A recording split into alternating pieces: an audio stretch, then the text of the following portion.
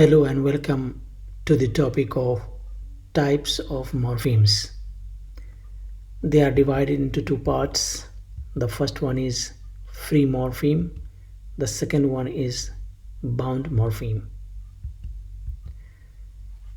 Let's talk about definition of free morpheme. A morpheme that can stand alone as a word without another morpheme. It does not need anything attached to it to make a word.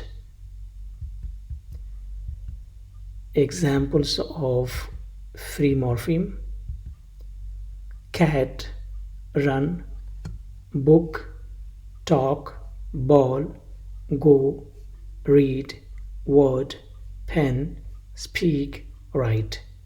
Look, free morpheme we does not add any other letter or morpheme to the free morpheme. So cat we don't add anything else. Run we don't add any other letter, any other morpheme to it. That's why we call it free morpheme. Move on to the next. We have definition of bound morpheme. A morpheme that cannot normally stand alone but which is typically attached to another form. Examples of bound morpheme like cats, runs, books, talked, rewrite, going, speaks, writes, stylist, etc. What we notice is that here we have two morphemes, cat and s.